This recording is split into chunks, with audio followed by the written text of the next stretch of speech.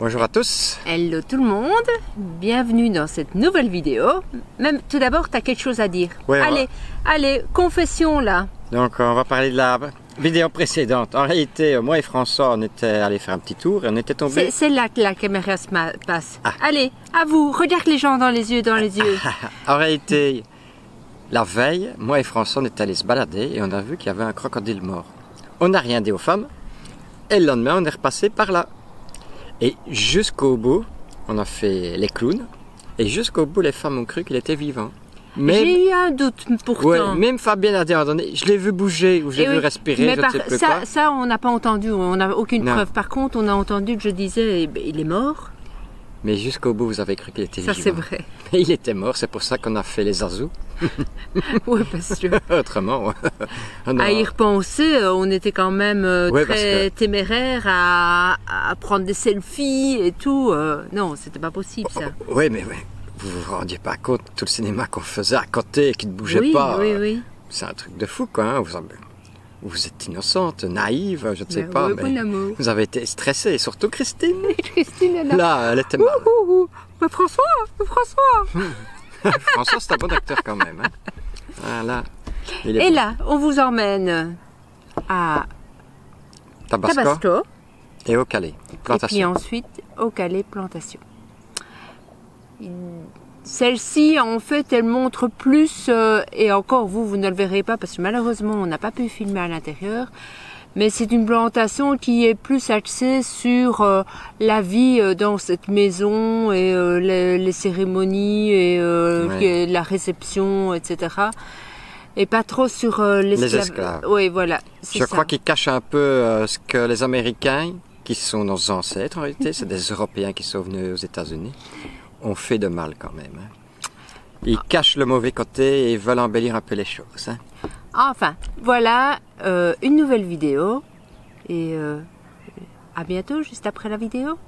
Allez, à tout de suite. Salut. Hein.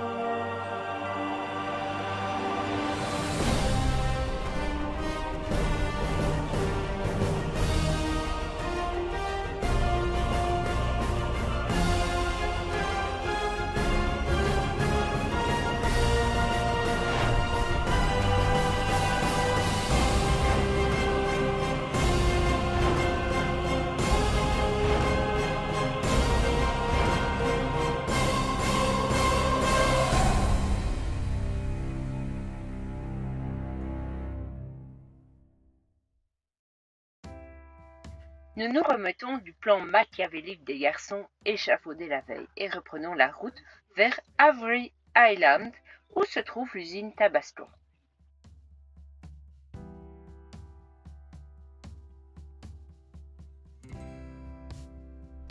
On est à l'usine Tabasco.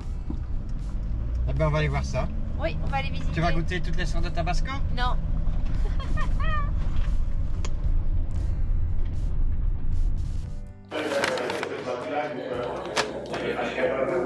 Il y a mon chouchou qui essaye de lire la carte.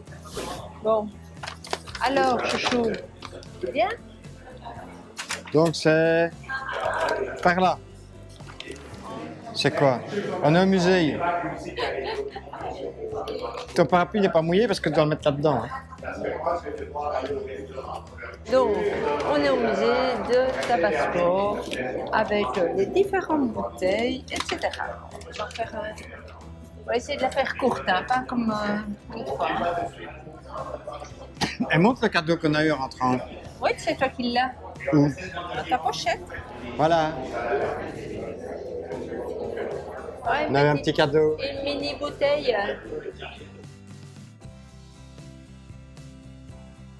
Donc en fait, de Tabasco, on retrouve dans toutes les séries, etc. Et dans des films et tout ça, oui. Et dans les films, etc.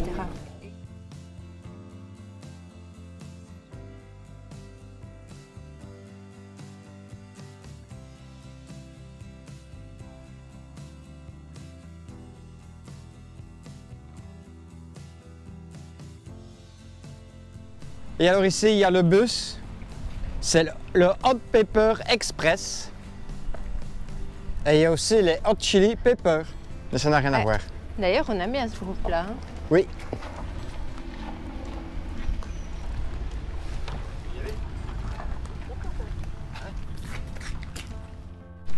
Elle est belle? T'arrives à la faire démarrer, chouchou? Bah, il y a beaucoup de compression. Il y a encore de la compression, hein, ça c'est sûr. Tu vois, on s'emmerde avec des capuchons de bougies, tu mets le fil directement dessus, c'est bon. Hein. Regarde-moi ce qu'ils ont. Ils se faisaient pas chier quand même. Ah, il y a quand même un fusible. Et il y avait un refroidissement Il n'y a pas avec d'électronique radiateur. au moins là-dessus. Hein. Ah, On n'a pas trouvé le réservoir d'AdBlue. Prêt à partir, on vous emmène vers la serre. La sauce Tabasco est composée de 3 ingrédients. Des piments rouges arrivés à pleine maturation, du vinaigre d'alcool et une pointe de sel directement prélevée sur Avery Island où se situe l'usine. Une fois récoltés, les piments frais sont écrasés et le même jour mélangés à du sel. Cette purée est ensuite versée dans des fûts en chêne. On recouvre ensuite les fûts de sel afin de former une barrière protectrice naturelle et de permettre le processus de fermentation. Cette purée, qui est d'ailleurs 10 fois plus pimentée que le produit final, arrive à maturation au bout d'une période pouvant aller jusqu'à 3 ans. La purée qui a été contrôlée avec soin et jugée parfaite est ensuite mélangée à du vinaigre de qualité pendant 28 jours. La pulpe et les graines sont ensuite minutieusement filtrées. Il ne reste alors que la sauce rouge qui va être mise en bouteille.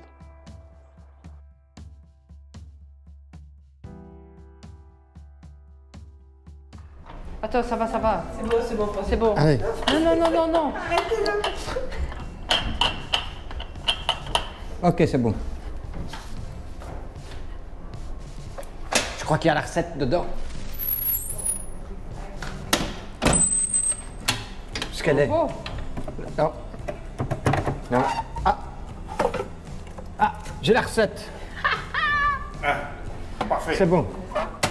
On est parti.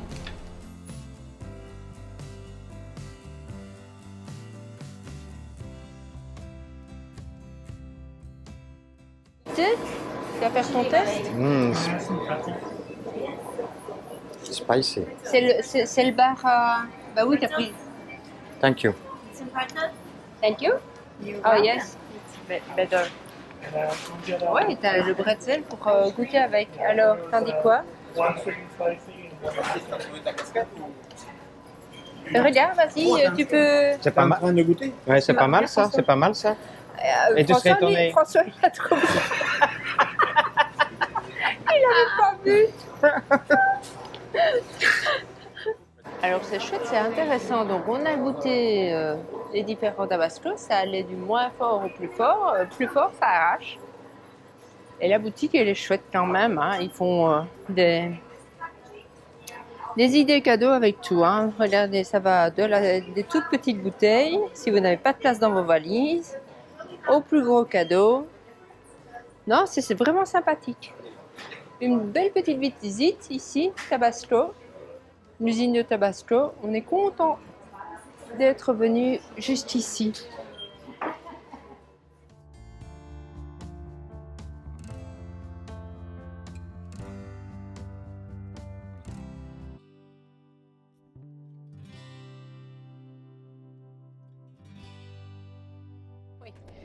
Maintenant qu'on a fini la visite du musée, de magasins et aussi de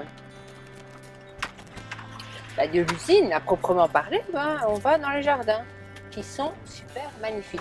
On a en Louisiane, oui, effectivement, et nous, ça nous fait repenser à Savannah, hein, Ouais. tu te rappelles? Ah, c'est magnifique, hein. Une fin de reportage radieuse. Avec toutes ces plantations, les lichens qui pendent. C'est très beau. Tu en vois? Non, j'en vois pas. Alors, Moi, distraite comme je suis. Ah, il y en a là. C'est sérieux? Non? Distraite comme je suis, je croirais que c'est de l'herbe, mais en fait, ce sont des marécages. Oui, il y en a là, regarde. Ah ben, attends. Ah oui, oui, oui, je le vois.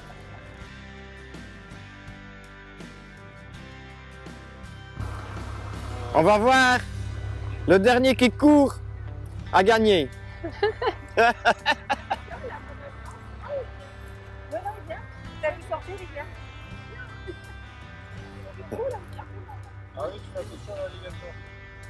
Oui, parce que... Il arrive, hein? Marius, Marius. T'es petit, toi, t'es comme un poulet. Bon. On a deux, Pour le moment, c'est les Suisses qui ont le plus peur, hein? On va l'enjamber. On a pied.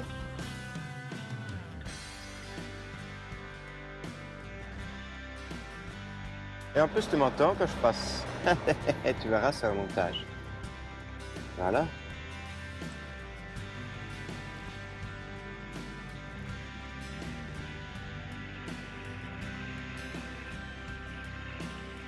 Mais c'est cool, hein? Familia Suisse, Bigfoot, tout le monde.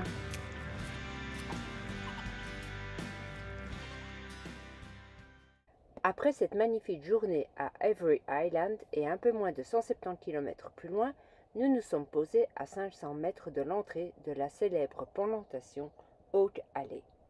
Alors, je vous fais découvrir le Mississippi, mais on est surtout venu pour Oak Alley. Alors, qu'est-ce que c'est que Oak Alley? Alors, si vous avez déjà vu le film Django Unchained, eh bien, c'est l'allée qui se trouve dans ce film, qui est représentée ici. C'est une allée vraiment superbement magnifique. Et demain, on ira faire la petite visite de cette plantation. Hello tout le monde! Bonjour à tous. Ça y est, on y est, on est à Oak Alley et on est parti pour la visite. Donc, pour petit rappel, c'est quoi Oak Alley? Eh ben, c'est une plantation où les Noirs étaient exploités. Ils ont dû déguster, souffrir tout ce qu'on peut penser. Et alors, si vous voulez voir quelques images, ou quoi, vous pouvez aller regarder le film Django Unchained, et qui a été tourné ici apparemment. En fait, dans ce film, ce qui est vraiment en référence, c'est cette fameuse allée avec les arbres qu'on va aller voir là. Oui, c'est 42 chaînes, mais déjà ici, ça pète déjà. Hein. Ouais. Regardez cette allée, déjà on va la faire dans un sens. Bon, on va compter les chaînes, hein, parce qu'ils ont dit 42. On n'a pas l'impression qu'il y en a 42 là. Mais t'as vu, il n'y en a pas 42. Hein. Ils sont phénoménaux et à l'entrée de l'allée, il y en a même qui sont soutenus, tellement les branches retombent sur le côté. Nous, hier soir, on y est allé. C'est la petite photo qu'on a faite avec ma copine.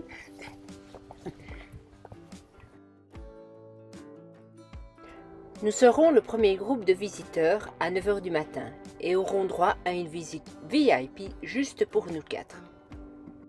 Tel un temple grec, cette demeure entièrement entourée d'un balcon de 4 mètres de large est soutenue par 28 colonnes. Les fenêtres sont très grandes et les portes mesurent 5 mètres de haut, ce qui favorise l'aération augmentée par le couloir formé par les arbres.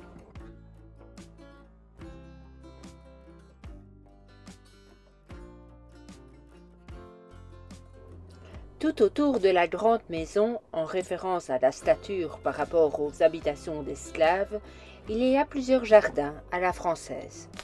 Elle est magnifique. Malheureusement, vraiment, je ne peux pas vous montrer l'image à l'intérieur parce que c'était interdit.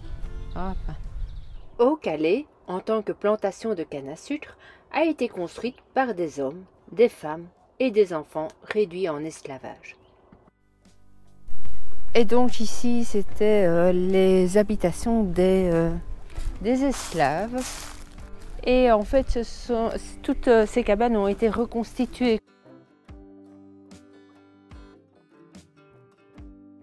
Donc en général, il y avait 2 familles qui vivaient par cabane. Maintenant, Deux familles de combien de personnes? S'il y avait 5 enfants.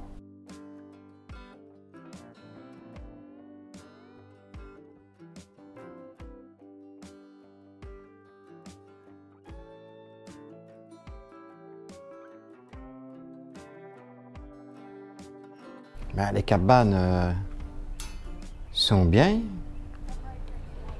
L'habitation n'était pas si mal que ça pour l'époque. Maintenant, leurs conditions de vie devaient être terribles. Oui, c'est surtout ça. Hein. Oui, c'était... Ce sont les conditions de vie des uns et des On ne autres. peut pas se rendre compte de leurs conditions de vie sans l'avoir vécu. Clairement, clairement.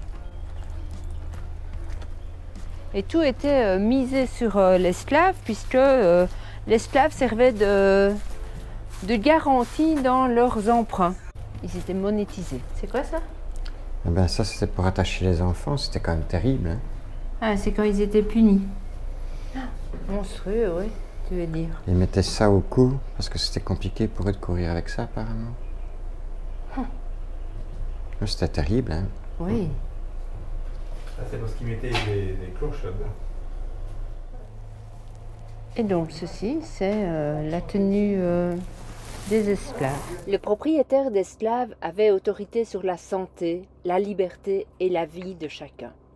Ils étaient achetés, vendus, hypothéqués et échangés en tant que groupe ou individuellement. À la mort du propriétaire, les évaluateurs ont attribué des valeurs comme ils l'ont fait avec les biens meubles.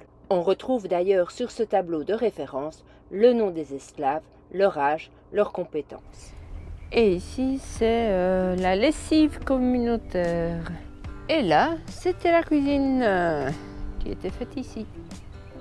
On trouve que cette dernière habitation est plus représentative du mode de vie dans lequel ces pauvres esclaves étaient. Hein.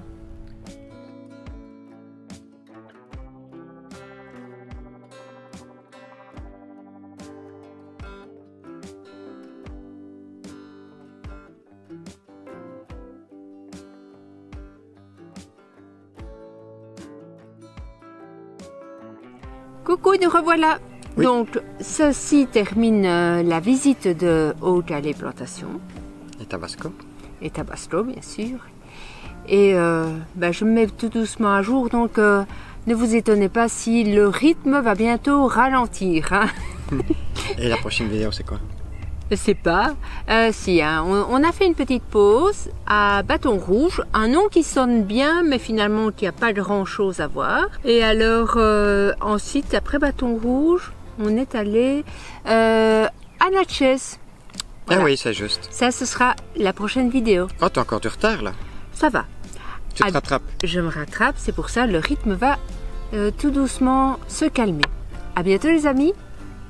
Salut. Salut. Alors, si vous aimez les Fabrice autant que nous, n'oubliez pas de mettre un petit pouce bleu, De mettre des commentaires et d'agiter la cloche. Et à nous deux, ça fera un carillon. Bien, si tu aimes les Fabrice, nous faire comme ça. Thumbs up. Mettez un pouce. Mettez un pouce. Thumbs up. If you enjoyed this video, give it a like, give it a thumbs up, and Exactement. subscribe. Exactement. Exactly.